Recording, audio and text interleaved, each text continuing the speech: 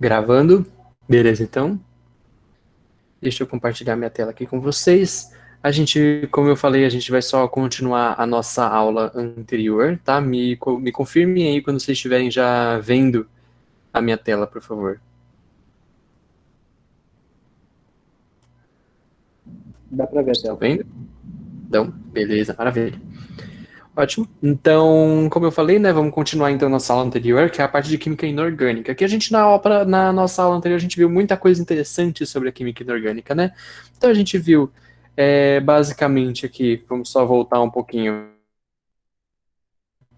A gente viu o que são os ácidos, que os ácidos eles são exatamente aqueles compostos em que, em presença de água, eles ionizam um H+, e um contraíam, e também na presença de água, eles também reagem com a água para poder formar esse hidrônio, certo? Que é esse cátion, que é o H3O+, certo? E o contraíon, que é exatamente aquele mesmo lá que a gente já tinha falado antes, beleza?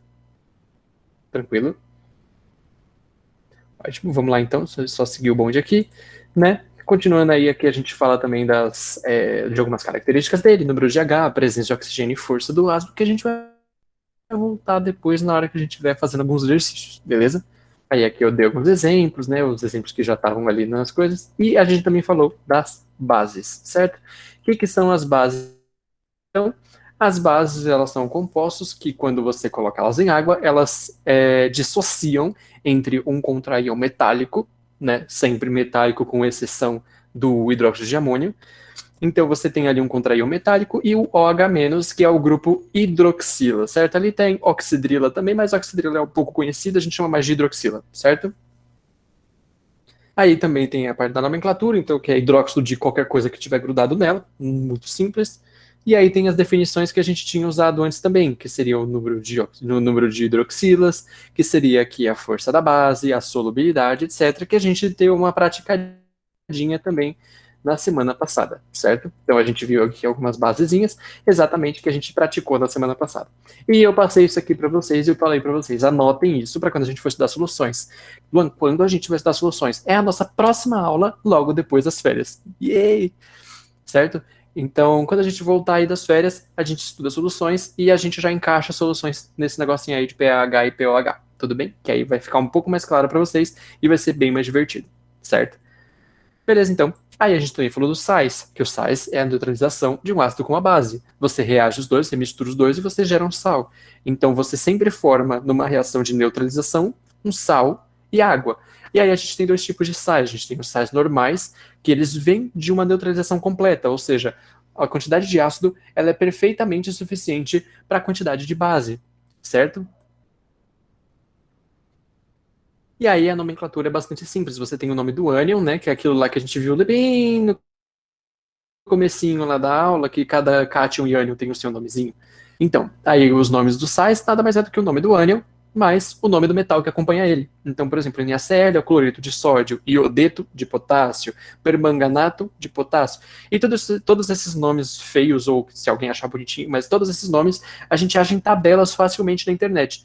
Então, para essa aula de química aqui, para aulas de inorgânica, é bastante importante que vocês tenham sempre em mãos não só a tabela periódica, nas nossas aulas anteriores era importante uma tabela periódica, mas não só uma tabela periódica, mas também uma tabela de cátions e ânions. Tudo bem? Então é bastante importante que vocês tenham isso. E se vocês ainda não têm, procurem na internet exatamente nesse momento, enquanto eu estou fazendo essa revisãozinha, porque quando a gente for fazer os exercícios, é extremamente importante que vocês tenham elas, certo? A gente aprendeu que existem os sais ácidos, que os sais ácidos eles vêm de neutralizações incompletas. Eles vêm da neutralização incompleta, onde tem mais ácido, mais H do que OH para poder neutralizar esse ácido. Então, esse caso aí, tem aquele HPO4 ali, aquele H sobrando ali no meio, exatamente porque não tinha base suficiente. E a gente tem os sais básicos, que é exatamente o ponto oposto, que é a neutralização incompleta de uma base, onde não tem H o suficiente para neutralizar os OHs. Então, nesse caso, o nosso sal, ele fica com esse OH invasor aí no meio, ao invés de ser só ser só o cátion e o ânion, tem esse OH aí no meio também. Quando você mistura esses caras em água, o que acontece é que a sua solução ali, aquele meio, ele vai ficar ácido, no caso dos sais ácidos, e básico, no caso dos sais básicos. Tranquilo? Vamos seguir o bonde aqui. Estava só lembrando essa parte. E também tem os sais hidratados, que aqui a gente até falou daquele galo que muda de cor lá, que prevê se vai chover ou não. Então, os sais hidratados é exatamente os sais que tem esse pontinho, tanto de H2O, né, 5, 6, enfim, quanto for, que é exatamente aquele sais em que a água ela tá intrínseca dentro da molécula dele. Então, ela tá grudadinha ali dentro da molécula dele, e a gente só consegue tirar colocando ele no forno, que eu até fiz aquela brincadeira lá, que não é tão brincadeira assim, porque realmente a gente passa raiva com isso, mas aquela coisa de quando a gente coloca ele na... A gente coloca ele dentro de uma fornalha ali, a gente coloca ele dentro de uma estufa, na verdade, bem quentinha, para tirar, para tirar a água dele quando a gente vai fazer algum experimento no laboratório, e quando a gente tira dentro da estufa, ele hidrata de novo, com a umidade atmosférica, né? Mas enfim. Então, tratados, e aí a gente ia começar a falar de óxidos. E aqui começa a nossa aula. Alguém tem alguma dúvida, curiosidade, alguma coisa assim sobre a nossa aula anterior, antes de eu pular para o nosso próximo assunto? Não? Legal. Eu tinha então falado, né? Eu tinha começado a falar sobre óxidos, né? Que a gente tinha falado lá que óxidos são compostos que têm só dois elementos químicos, tá? Não significa que eles só têm dois átomos, mas só dois elementos químicos, no qual um deles é o oxigênio, que ele é o elemento mais eletronegativo, e o outro deles é qualquer outro elemento que tem na tabela periódica que seja menos eletronegativo que o oxigênio. Então, por exemplo, a água, que eu até brinquei lá no começo da nossa aula anterior, que você tem que tomar o óxido de hidrogênio, é exatamente água, né? Óxido de hidrogênio. E aí você tem o dióxido de carbono, você tem vários outros óxidos que são muito comuns aí na nossa vida. A nomenclatura, né, como eu falei, era exatamente óxido mais de elemento.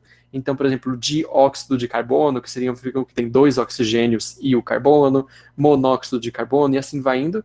E aquela brincadeirinha ali no final, que eu chamei de óxido de ferro 3 ou óxido de ferro 2, que isso indica exatamente qual é o que a gente chama ali de grau de nível de oxidação, né, número de oxidação do ferro, mas nada mais é do que a carga elétrica daquele ferro. Então, o óxido de ferro 3 é, é o ferro que tem carga elétrica 3. Então, se a gente faz aquela brincadeirinha ali de escorrega e senta, que eu tinha falado para vocês na ligação iônica, você vê que esse 3 aqui, ele é exatamente a carga do ferro, e esse 2 aqui é exatamente a carga do oxigênio. Esse ferro é 3 mais, esse ferro aqui, como o oxigênio tem carga 2, como a gente já sabe pela tabela periódica, como o oxigênio tem carga 2, então o ferro também tem carga 2, que aí só um com um já consegue estabilizar essa moléculazinha aqui, certo? Então, esses daqui são alguns exemplos de nomenclatura, tudo bem? Vamos lá então. E aí a gente tem alguns outros exemplos, né? Agora, umas definições de óxidos, que é aqui onde realmente a gente entra na nossa aula de hoje. Óxidos ácidos. O que são óxidos ácidos? São óxidos que são formados pelos não metais, ou seja, todo mundo que tem na tabela periódica que é menos eletronegativo que o oxigênio e não é metal. Então, por exemplo, nitrogênio, fósforo, enxofre, selênio e carbono. São esses caras. Esses malucos aqui são todos mais eletronegativos que o oxigênio. Por isso que eles estão até de outra corzinha aqui. Então, eles não fazem óxidos. Eles não fazem parte de nenhum óxido. Ah, desculpa. Desculpe, Cid. Então,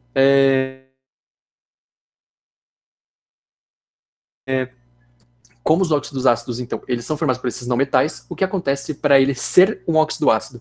Quando você coloca ele em água, ele consegue reagir ali com aquela água e formar um ácido dentro ali depois dessa reação, certo?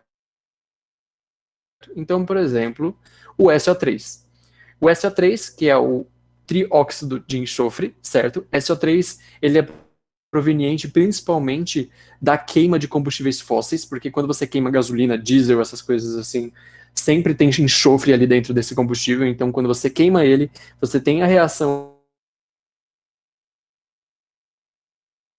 ali com oxigênio, não se viram aquelas reações de combustão com Anderson, acho que vocês já devem ter visto em algum momento, mas se vocês não viram, a gente vai ver depois também quando a gente vai falando de termoquímica. Mas aqui então, quando você tem um SO3, o SO3 ele reage com a água, formando H2SO4. H2SO4 ele é o ácido sulfúrico, certo? Que a gente falou lá no comecinho, lá na nossa parte de ácidos. Isso daqui, ele é muito conhecido, esse fenômeno, essa reação especificamente, ela é muito conhecida como a chuva ácida. O que acontece? Ah, Luan, como assim chuva ácida? Tá ficando doido? Não. O que acontece é, quando você tá andando lá no seu ônibus, no seu carro, quando tá passando aquele caminhão bem fedorento do seu lado, o que acontece é que aquele combustível mal queimado, aquele combustível provavelmente bastante, como chama? Aquele combustível que tem bastante contaminação por enxofre, esse combustível queimado, ele libera SO3 na atmosfera. Liberando SO3 na atmosfera, quando chove, a água captura esse SO3 que está ali e esse SO3 vai reagir com a água da chuva. Dessa forma, então, você tem essa formação desse ácido, você tem a formação do H2SO4, e esse H2SO4 é um ácido. Então, o que acontece? Ele fica ali dentro da água e ele cai na gente. Olha que beleza. Isso é a chuva ácida, tá? Então é por isso que tem essa preocupação com a chuva ácida, etc. Pra gente, na nossa pele, etc., não tem problema nenhum, porque a quantidade é muito pequena, a concentração dele é muito pequena, então ele não vai reagir com a nossa pele, ele não vai queimar a nossa pele, etc. Mas, por exemplo, se imagina só que você tem ali uma ponte, uma estátua, um prédio tomando chuva praticamente todos os dias do ano, quer dizer, se chovesse todos os dias do ano, mas todas as chuvas que tem ali ele acaba recebendo. Então, todas as chuvas que tem ali ele recebe. Então, o que acontece é, ele vai acumulando o dano que esse ácido vai causando. Para quem não sabe, o ácido em contato com concreto, em contato com granito, em contato com qualquer coisa ali de construção, ele vai começando a corroer essa coisa. Então é muito comum a gente ver aquelas estátuas cheias de buraquinhos, é muito comum a gente ver prédios que eles vão, a pintura do prédio ela vai se desfazendo, etc. Então é por isso que chuva ácida ela é um problema não só ambiental, obviamente, porque, por exemplo, se cai na terra, ela acidifica a terra e as plantas elas não conseguem mais se desenvolver tão bem, ela pode também prejudicar árvores e florestas, etc. Mas ele também prejudica a construção civil. Então, cada vez mais as empresas, aí eu trabalhei em uma empresa que trabalhava com tintas, cada vez mais essas empresas elas estão correndo atrás sempre de soluções para poder lutar contra esse efeito na infraestrutura, tá? Mas o principal efeito é, obviamente, a acidificação do solo, que é um grande problema da chuva ácida, certo? Bom, quem são outros exemplos de óxidos ácidos? A gente tem o CO2, certo? Que é o dióxido de carbono, aquilo que a gente sopra. Tem até um experimento bem bonitinho que você coloca um indicador de pH, que é aquele negócio lá que eu tinha falado um pouco mais atrás, dentro da água e você sopra dentro da água e ele muda de cor. É bem legal. CO, que é o monóxido de carbono, e também tem esse pentóxido de nitrogênio. Todos os óxidos de nitrogênio também são óxidos ácidos que, em contato com água, a gente consegue gerar um ácido, certo? A reação básica é essa que vocês estão vendo aí em cima, certo? É bem direta mesmo. O máximo que pode acontecer é aí quando a gente for ver cinética, tá? A gente vê um pouco melhor disso. Mas o máximo que pode acontecer é a gente ter mais alguns passos nesse meio do caminho, tá? Alguém tem alguma dúvida sobre óxido ácido? Mandem aí no chat. Não? Tudo ok até o momento? Maravilha. Perfeito, perfeito. Vamos lá. E aí a gente vai para os óxidos básicos. Tem os ácidos, obviamente vai ter os básicos, né, gente? Os óxidos básicos, eles são o oposto do óxido ácido, que é quando a gente coloca eles em água, eles vão formar um hidróxido daquele metal correspondente. Os óxidos básicos, eles são formados só por metais alcalinos, que é a primeira família da tabela periódica, e os alcalinos terrosos, que é a segunda família da tabela periódica. São aqueles dois lá do cantinho. Então, um exemplo deles é o óxido de cálcio. O óxido de cálcio também é conhecido nos depósitos de construção como cal, que inclusive você lê cal, né? É bem sem graça. Então, a cal, aquela cal, que é aquele pauzinho branco, nada mais é do que óxido de cálcio. Quando você mistura com a água, ele vai formar o hidróxido de cálcio. E isso daí é utilizado para colocar em cimento, para você fazer reboco, etc. Certo?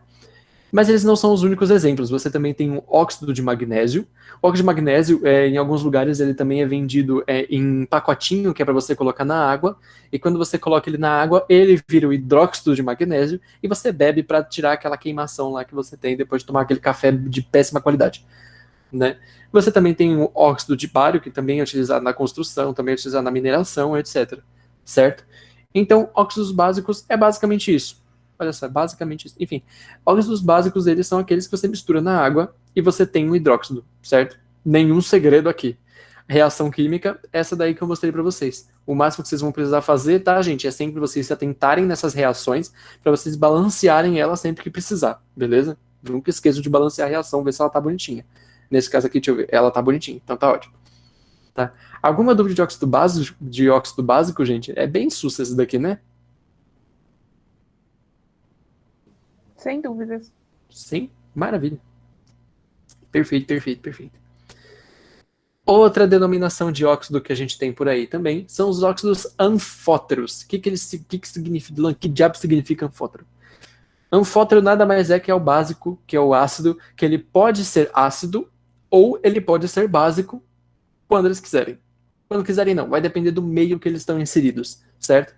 Então eles são sempre formados por metais ou semimetais. Quais metais? Aqueles que não estão no cantinho da tabela periódica que eu falei para vocês no slide anterior. Se esses metais não são dessas duas famílias, então eles vão formar um óxido anfótero, certo? Então, por exemplo, o zinco, então, por exemplo, o alumínio, esses caras eles formam esses óxidos anfóteros. Luan, como assim eles agem de qualquer um dos jeitos? Bom, peguei o exemplo do mesmo óxido de zinco, certo? Esse óxido de zinco é um monóxido de zinco. Ele, em meio que tem HCl, ou seja, em meio ácido, ele reage como uma base. Então ele neutraliza o HCl. Então ele vai formar ali o cloreto de zinco, certo? E água, da mesma forma que é uma reação ácido-base. É exatamente igual, certo? Você tem ali uma reação ácido-base.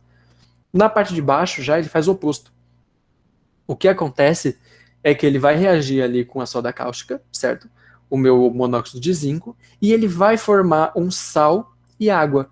Luan, qual é o nome desse sal? Eu não tenho a menor ideia. De verdade. Se alguém achar o nome desse sal, pode botar aí no chat, tá? Mas eu realmente não tenho a menor ideia de qual é o nome desse sal. Beleza? Mas isso daí é um sal e ele tem a água ali do lado. Então, isso também é uma reação ácido-base. Então, o óxido anfótero, ele reage com o meio que ele tá, certo? E ele pode agir como uma base ou como um ácido. Tranquilo para óxido anfótero? Ele é um pouco estranho, mas tranquilo. Beleza, então. Ótimo, gente. Aqui acaba a nossa aula de Química Inorgânica. E, né?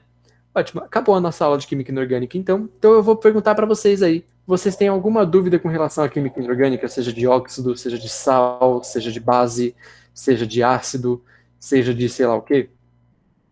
Que rápido. Foi rápido mesmo. Agora a gente vai resolver exercícios. Divertido. Eu vou até compartilhar minha tela aqui diferente para vocês. Que agora eu vou compartilhar minha tela inteira. E aí a gente vai ver também a listinha que os nossos colegas ali da Química fizeram pra gente dessa semana. Tudo bem? Que é aqui funções inorgânicas da nossa segunda aula, certo? Vocês estão vendo aí minha tela bonitinho? Me avisem aí que agora eu não estou mais vendo o chat, tá? Então se tiver alguma dúvida, vocês vão ter que me avisar aí pelo... Eita, vocês vão ter que me avisar por voz, tá? Tranquilo? Deixa eu ver o chat com tudo. Tranquilo. Beleza? Dá pra ver. Tá? Ótimo. Legal. Então vamos lá. Essa primeira questão aqui é uma questão de ácido, certo? Vamos lá, então. Essa primeira questão, ela está falando exatamente da força dos ácidos. Então, vamos lá. H3PO4, qual é o nome do H3PO4? Quem aí me diz qual é o nome desse queridíssimo aqui? Eu vou abrir aqui a tabelinha de cálculo. Triácido de potássio. Ou potássio não. Esqueci o P. O que mesmo? Lembra que ó, as nomenclaturas de ácidos é sempre ácido alguma coisa. Por exemplo, esse maluco aqui, ó. Ácido, nome do íon. E aí tem até aquele poeminha que eu mostrei pra vocês, né? Aquele poema clássico, extremamente importante. Esse PO4 aqui, ele é um ânion, certo? Então ele é um ânion, que ele tem um nome especificamente, certo? Então vamos pegar aqui na nossa tabelinha de cátions e ânions. PO4, ele vai estar em algum lugar aqui. Vamos lá, se alguém ver, me ajuda, tá? Aqui, ó. Ele é o fosfato, tá? Aqui tá dizendo metafosfato, mas tem que se dane, ele é o fosfato, tudo bem. Então esse daqui, esse maluquinho aqui, opa, aqui é PO3, não, calma, cadê o PO4? Ah, meu Deus. Alguém tá vendo o PO4 aí ou realmente talvez não tenha o PO4 aqui? PO2, IO4. É aquilo ali na parte amarela, embaixo? Isso aqui, esse aqui, né? Isso, brigadão, brigadão. Esse aqui é o fosfato, tá certinho. Esse maluco aqui é o fosfato, certo? Então, se a gente olha lá no nosso poeminha, o fosfato, ele tem termina com ato, então ele vai ficar com ico, certo? Então, esse maluco aqui é o ácido fosfórico. Por quê? Porque ele é o fosfato, e aí a gente pega esse fosf, que vai até o que termina aqui, e termina com ico. Então vai ficar o ácido fosfórico, certo? Tudo bem? Esse maluco aqui, então, é o ácido fosfórico, que é o H3PO4.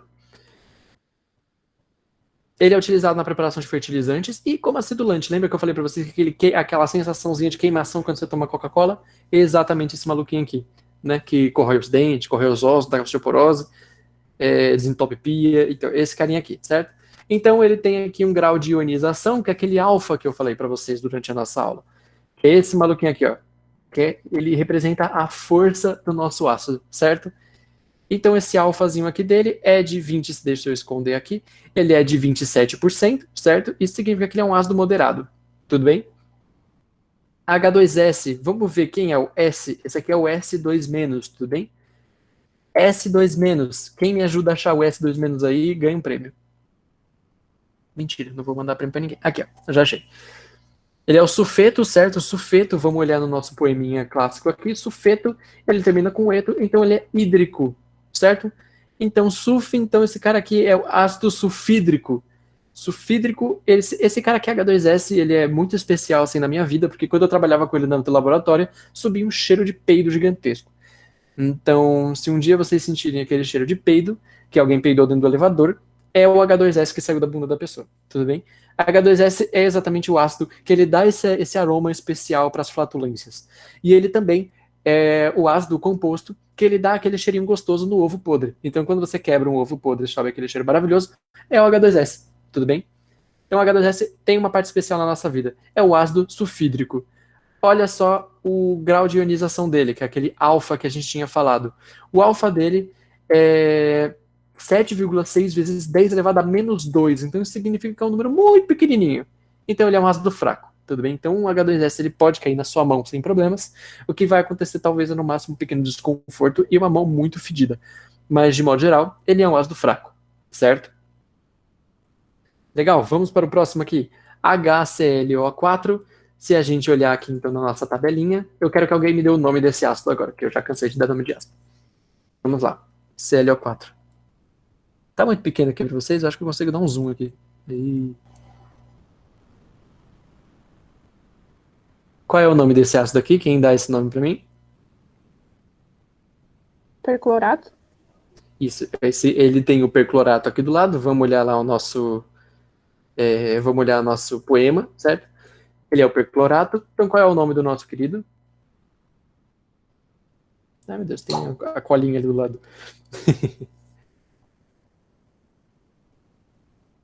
Perclorato, certo? Então ele termina com ico. Então ele é o perclórico. Bem tranquilo, né? Perclorato, perclórico. Então esse aqui é o ácido perclórico, certo? Usado na medicina, análise química e catalisador explosivo. Bem seguro, claramente. HCN, esse daqui é o cianato, certo? Esse CN é o cianato, com H ele vai virar o cianídrico. Esse aqui é o ácido cianídrico. Ele é utilizado na fabricação de plástico, corante. Ele também é fumigante, que eu não sei se significa isso. E também é fumigante para orquídeas e podas de árvore. Ah, fumigante é basicamente um inseticida para formiga. Por que ele é um inseticida? Porque esse aqui é um veneno. É um veneno muito poderoso. Se em contato com seres humanos, esse negócio aqui ele é capaz de matar em segundos porque ele fecha a sua garganta. Além de fechar a sua garganta, ele também reage com as suas hemácias, impedindo o transporte de oxigênio. Ou seja, se ele não te matar na hora, ele te mata aos poucos por asfixia. Esse cara aqui foi o grande responsável por um acidente que aconteceu na Índia. Na Índia, há muito tempo atrás, aconteceu um acidente químico muito grave e esse HCN aqui, ele foi exatamente o principal responsável. Para quem tem interesse nesse tipo de coisa, tipo um Chernobyl da vida, é só você pesquisar o acidente de Bhopal na Índia, que foi causado por uma empresa chamada Union Carbide, e hoje em dia essa empresa é a Dow Chemicals, que tem umas sedes aqui no Brasil, a sede dela fica em Jundiaí. Então, para quem tem interesse, é só vocês procurarem um acidente de Bhopal, e aí vocês vão ver exatamente qual foi a sequência de acontecimentos para que esse acidente acontecesse, certo?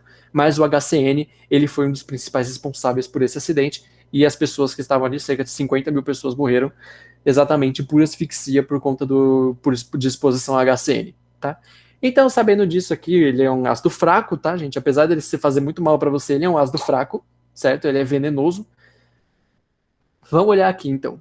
Vamos ver as informações aqui e eu quero que vocês me ajudem. A HCl, A4 e HCN são triácidos. Isso aqui é verdade?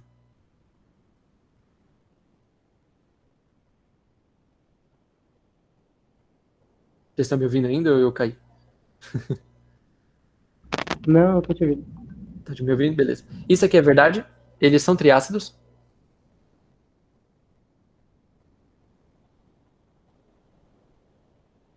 São triácidos, gente. Não. Não são triácidos, né? Por quê? Porque vocês lembram lá dos triácidos, que os triácidos, eles são exatamente aqueles lá que tem três hidrogênios, certo? Se não tem três hidrogênios, não é triácido. Então considere. Vamos lá para esse aqui de baixo. H3PO4 e H2S são hidrácidos. Eles são hidrácidos? O que é um hidrácido? Um ácido que tem hidrogênio na fórmula. Todo ácido vai ter hidrogênio na fórmula. O hidrácido, ele se caracteriza pela falta de oxigênio na fórmula, certo? Então, esse maluco aqui tem um oxigênio, tá? Bem aqui. Ele tem 4, para falar a verdade, né? Para falar de um. Ele tem 4 oxigênios, então ele não é mais um hidrácido, ele é um oxiácido. Então, ele não entra mais na nossa categoria, então isso daqui tá errado. Vamos ver aqui. H3PO4 é considerado um ácido semiforte. O que é semiforte? Moderado. Vamos olhar aqui.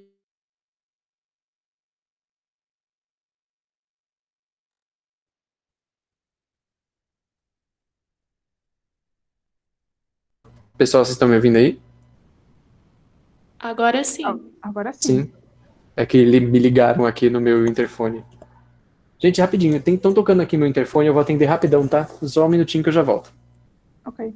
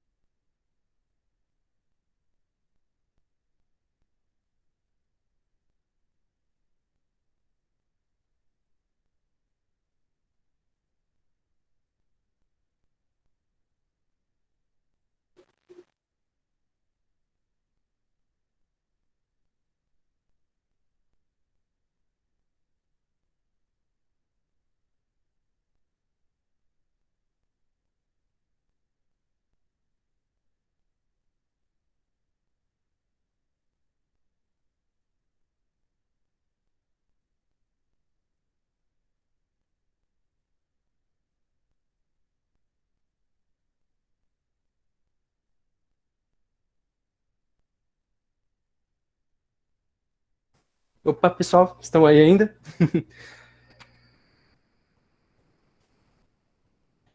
Sim. Boa. Valeu, gente. Sim, sim. Chegou um negócio aqui, eu fui correndo pegar. Enfim. Vamos lá, então. Então aqui, H3PO4 é considerado um ácido semiforte, certo? Vamos olhar aqui na nossa tabela. Aqui, ó. Ácido moderado, ele é de 5 a 50%, ou seja, dentro do 27. Então se encaixa. Nossa, preciso respirar um pouquinho. Eu sou acima do peso, né, gente? Então, assim, se eu fizer qualquer corridinha, eu desmaio. Então, beleza. Aqui a gente já conseguiu ver, certo? Então, H3PO4 é um ácido semiforte. Beleza? Certo? Alguém tem alguma dúvida com relação a essa pergunta?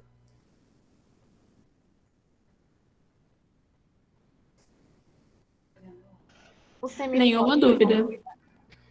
Oi? o semiforte vai ser justamente moderado, né? Que a gente estava falando. Isso. É que aqui, deixa eu ver, Universidade Estadual do Ceará, geralmente universidades assim, tipo, esse moderado ele é mais uma, digamos assim, é uma nomenclatura que tem algumas divergências.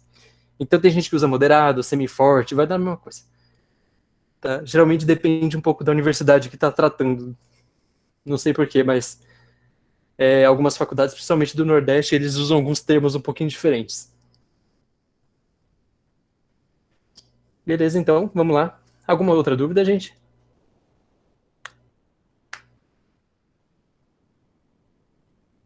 Não? Legal.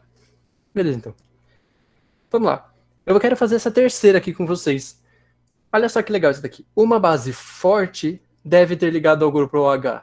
Eu quero que vocês respondam essa. Me ajudem aí. Quem responde essa?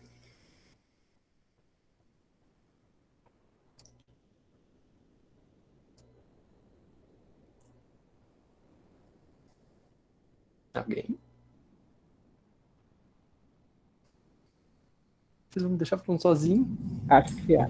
Eu ficaria entre A e a B. Eu ia me confundir. Mas é isso. Eu tô Posso estar pensando. errado, mas Por que você ficaria entre A e a B? pelo eletronegativo. Só nem ia saber se era muito, enfim, eletropositivo ou eletronegativo. Uhum. Bom, quem aí diria que é a A, tá certo, tá? E por que não é a B? Porque o OH, o oxigênio e o hidrogênio são átomos que são muito eletronegativos, certo? Obviamente eles não são tão eletronegativos quanto o cloro, essas coisas assim, mas eles são átomos que são bem eletronegativos. Então, se você tem algum outro átomo que seja mais eletronegativo que o O ou que o H, basicamente que esse grupo inteiro, é pouco provável que você consiga formar uma base com eles, tá? Porque quem é mais eletronegativo que esses carinhas aqui? São sempre os ametais. Só que você lembra que base é formada sempre com metais.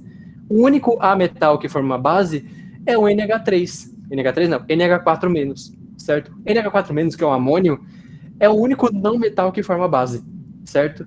Então, ele é o único não metal, só que mesmo assim, o NH3, o N, que estaria ali como o átomo principal, ele não é mais eletronegativo do que o oxigênio. Então, você tem esse ponto que não tem nenhuma base, certo? Nenhum átomo que é mais eletronegativo que o oxigênio consegue fazer uma ligação de base, porque são todos ametais. E não tem base de ametal tirando o NH3. E mesmo o N não é mais eletronegativo. Então, é um elemento sempre mais eletropositivo, certo? Não tem problema se é um semimetal ou não, certo? Se for semimetal ou metal, tá valendo. Não tem problema, não faz diferença nenhuma quantos elétrons ele dá, certo? Então, porque a gente já viu o Ca, ou a gente já viu o hidróxido de cálcio, por exemplo, que tem duas hidroxilas, porque o cálcio ele dá 2 elétrons. A gente já viu com alumínio que dá 3, a gente já viu com sódio que dá 1 só. E a metal, bom, o único ametal que faz base é o nitrogênio, que é com o NH4. Então, né, também está errada. Então, é sempre elementos muito eletropositivos, certo? Tranquilo? Sim. Maravilha. Essa quarta aqui eu quero eu quero responder com vocês exatamente pelo quanto ela é idiota, tá? E ela é idiota não pelo conteúdo dela, mas ela é idiota pelo que ela descreve, né? Então vamos lá. Basicamente, né, para poupar vocês dessa leitura maravilhosa, alguns alunos eles estavam experimentando compostos químicos em laboratório, compostos químicos comuns, tá? Por exemplo, vinagre, enfim, leite de magnésia, que são aquelas coisinhas aí que eu falei para vocês, que é comum as pessoas consumirem, limão, enfim. E eles decidiram provar a soda cáustica, que é o hidróxido de sódio, né? Que para quem não tem aí em casa é o diabo verde, né? Todo mundo deve ter diabo verde em casa ou já deve ter visto em algum momento. E se não viram, vocês vão ver. Muito útil. Então, eles decidiram provar a soda cáustica. É muito inteligente, né, gente? Me impressiona o nível de inteligência desse pessoal.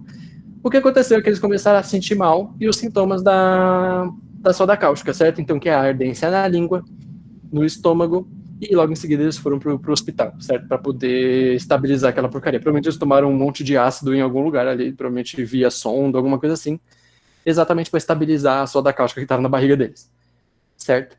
Então, beleza. Então agora eu pergunto para vocês aí, certo? Dessas afirmações, vamos lá. Os produtos ingeridos pelos alunos, limão, vinagre, leite de magnésio e soda cáustica, são todos ácidos e por isso corrosivos. Isso é verdade, hein? Não. Não é verdade, por quê? O vinagre, ele tem o ácido acético, certo? Que é um ácido orgânico, que ele faz parte do vinagre. O limão tem o ácido cítrico, que ele também é um ácido. Então, esses dois caras aí são ácidos. Leite de magnésio e soda cáustica realmente são... Quer dizer, esses dois eles realmente são ácidos. Leite de magnésio e soda cáustica são hidróxidos, eles são bases. Então, não se encaixa nisso, tudo bem? Mas sim, praticamente todos eles aí são corrosivos, porém, não na concentração que eles estão. Leite de magnésia, ele é pouquíssimo, ele é fraco, então ele praticamente não é corrosivo, certo? Vinagre, ele é corrosivo, porém, se o ácido acético tivesse em altas concentrações, o que no vinagre não acontece, certo? No vinagre que a gente tem em casa, a concentração de ácido acético é mais ou menos de 2 a 4%, é bem pouquinho. E ácido acético e ácido cítrico, no caso do limão, dificilmente ele é corrosivo. Ele só é corrosivo se você praticamente bota ele na língua direto, puríssimo, tá? Mas ele dificilmente é corrosivo, tanto que ele tem um monte de lugar aí, geralmente as pessoas eles colocam até um pouquinho mais de ácido acético do que precisaria dentro dos alimentos, tá? Então a gente também não tem esse problema, beleza? A afirmação número 2 é: tanto o leite de magnésia quanto o soda cáustica são compostos alcalinos. Sim, compostos alcalinos nada mais é do que compostos básicos, certo? Os álcalis, que em alguns momentos vocês vão ver. Inclusive, não sei aí se alguém gosta de Fórmula 1, mas tem uma equipe lá na Fórmula 1, que o filho do dono da empresa, que é uma empresa russa chamada Uralkali, a empresa russa chamada Uralkali é exatamente uma empresa que faz compostos químicos, principalmente bases para a indústria, tá? Então, compostos alcalinos ou álcalis, eles também são outros nomes aí que a gente consegue conhecer compostos básicos, tudo bem? Então, sim, leite de magnésio e soda cáustica são compostos alcalinos, certo? A soda cáustica é uma base forte. O leite de magnésio, suspensão de hidróxido de magnésio, é uma base fraca. Isso ajuda a entender por que o leite de magnésia pode ser ingerido, mas a soda cáustica não. Não, Vanessa, leite de magnésia e soda cáustica não são ácidos, tá? Quem são ácidos é o limão e o vinagre. É o limão e o vinagre. Desculpa se eu inverti eles de alguma forma. O limão e o vinagre, eles têm um ácido... O limão tem um ácido acético, tem um ácido cítrico, e o vinagre tem um ácido acético. O leite de magnésio é o hidróxido de magnésio, e a soda cáustica é o hidróxido de sódio. Tudo bem? E aí, como... A 3 é verdadeira, né? A 3 é verdadeira, exatamente. É uma base fraca, então você pode ingerir tranquilo. A soda cáustica não, porque é uma base forte, certo? Se vocês querem saber como é que é uma base na sua língua, como é a sensação dela, gente, por favor, não ingiram o diabo verde que tem na casa de vocês, tá? Por favor, não sejam burros. Basta você comer uma fruta verde. Quando você come aquela banana verde que ela amarra, sabe, dá aquela sensação de língua presa assim, essa sensação é exatamente os hidróxidos que tem ali dentro daquela fruta, certo? Então essa sensação de amarrar é exatamente a sensação que dá a soda cáustica não, mas qualquer hidróxido quando ele entra em contato com a sua boca, tudo bem? Não precisa colocar soda cáustica na boca. Outra coisa engraçada também é que eu vou fazer essa pergunta para vocês, tá, gente? Exatamente que essa galera decidiu beber soda cáustica, então agora eu vou levar para um outro cenário, e eu quero que vocês aí me digam. Vocês têm 2 piscinas, e vocês têm que pular em uma delas. Uma delas é ácida e a outra delas é básica. Qual das duas você prefere pular?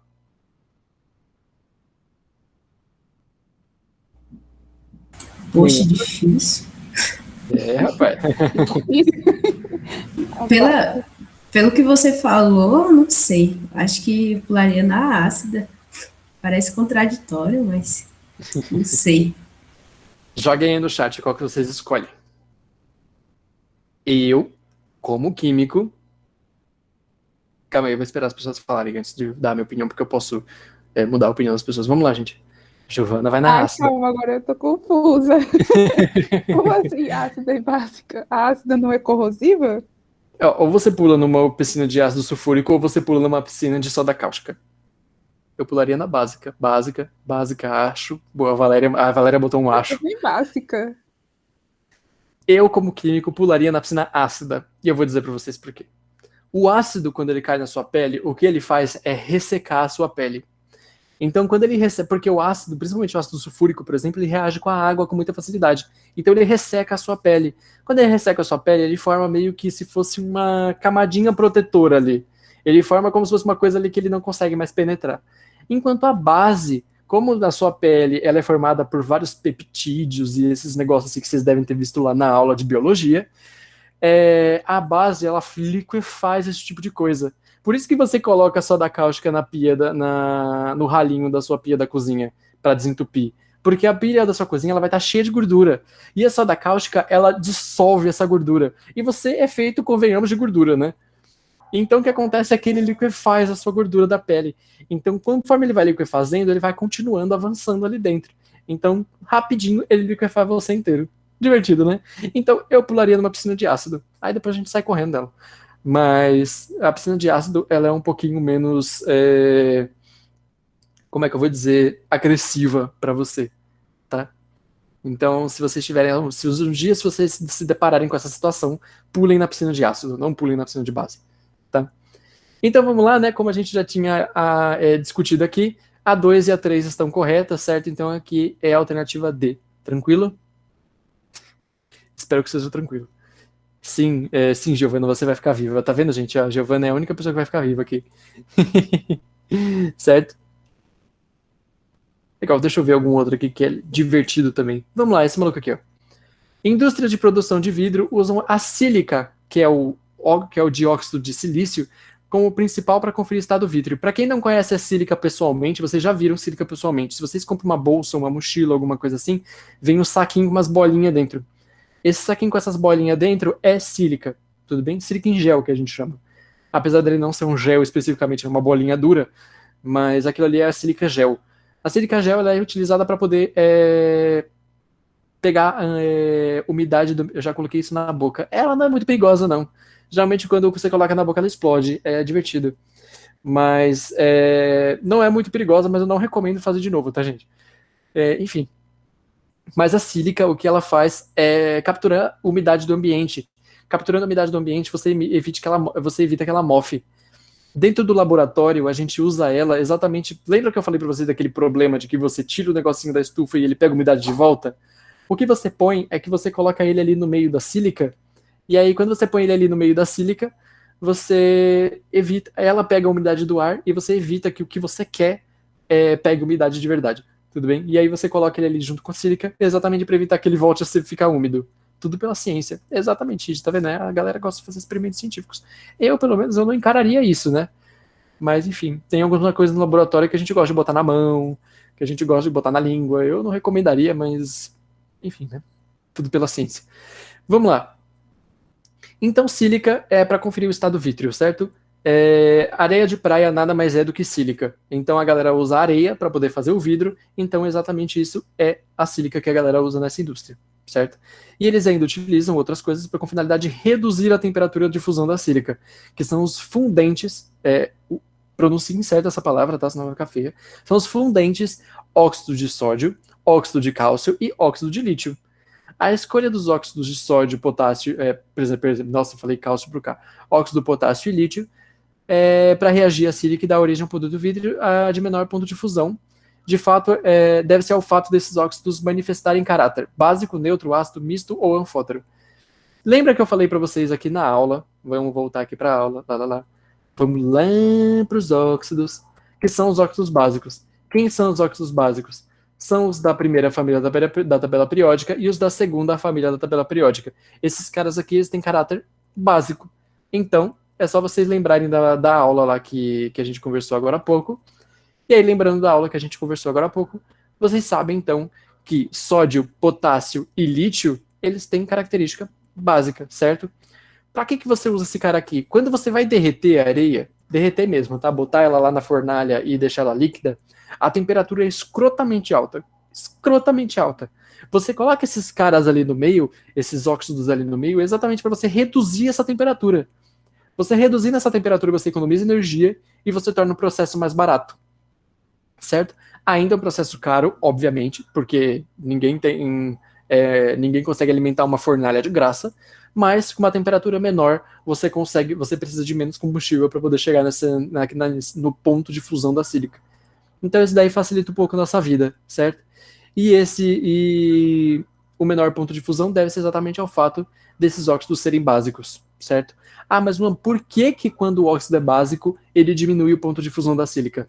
Aí a explicação é muito feia, muito, muito feia, é bem complexa, então eu vou me livrar dessa, e aí caso vocês tenham interesse, vocês pesquisam aí na internet bonitinho, tranquilo?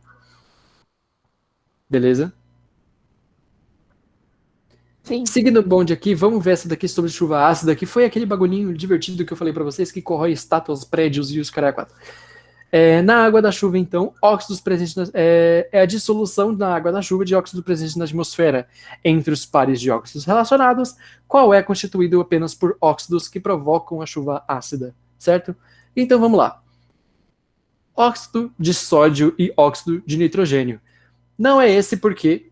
Quem me explica por que não é esse?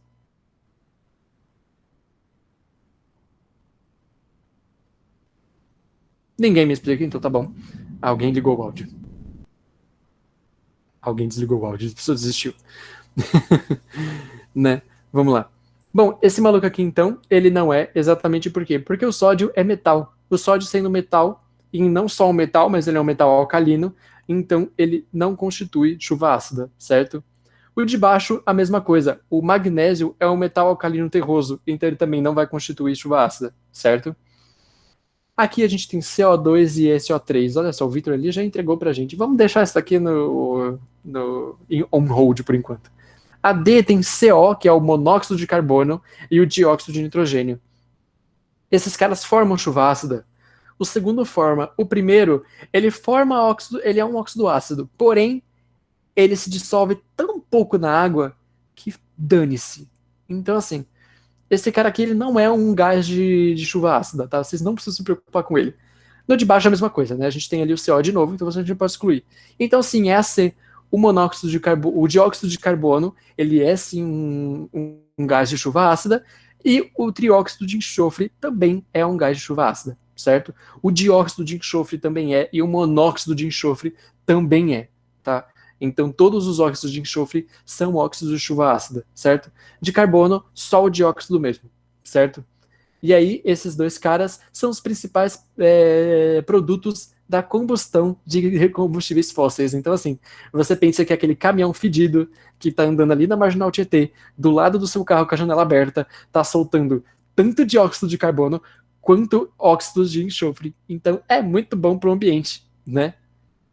E... certo? Gente, 7h54, tá? Eu vou parar aqui de resolver exercícios. Eu vou deixar agora a ironia ao melhor. Sim, a ironia é vida, né? Gente, eu vou deixar o restante da lista para vocês resolverem, tudo bem? Essa é a nossa última aula, se eu não me engano, antes das férias de vocês, antes do recesso, certo? Então, durante esse recesso, eu peço que vocês não deixem de estudar, tá? Logicamente é para vocês descansarem também, então não quero ninguém ficando doido. Mas eu espero que vocês não deixem de estudar, não deixem de fazer a lista. Se vocês precisarem rever alguma coisa, também revejam lá. Se vocês quiserem saber alguma coisa, conversar sobre a vida, reclamar do relacionamento de vocês, vocês também podem mandar mensagem lá pelo Telegram. Eu digo para vocês que eu demoro para responder, mas eu respondo, tá? Eu demoro mesmo, mas quem já me mandou mensagem, ele sabe que eu respondo. Se vocês precisarem de mim, podem mandar. Se vocês precisarem também, podem mandar lá no grupo da Química, tá? Que tem sempre lá o pessoal também da equipe de Química para poder responder vocês na hora que vocês tiverem mandado a mensagem. Acho que de modo geral é isso, tá, gente? Então, bom descanso para vocês. Boas férias. Eu espero muito, muito ver vocês lá no próximo semestre, tudo bem? E aí no próximo semestre a gente volta com o estudo de soluções, certo? A parte de solubilidade, titulação, que é bem divertido. A gente também volta com a parte de termo, a gente volta com a parte de cinética, equilíbrios químicos. Então a gente vai entrar numa teoria química que é um pouquinho mais aprofundada, ela é um pouquinho mais complicadinha, mas ela é bem divertida e eu espero fazer esse processo um pouco mais fácil para vocês. Tranquilo? E a gente vai praticar bastante, tá? Então eu coloquei aulas de exercícios para a gente poder praticar. A parte da teoria ela é razoavelmente rápida até, mas a gente vai praticar bastante. Mas é isso. Tranquilo, pessoal? Então é isso. Boas férias para vocês. Bom descanso. Valeu, Vanessa. Então é isso, pessoal. Boa aula de literatura para vocês. E tchau, tchau, meus queridos. Se cuidem, tá bom?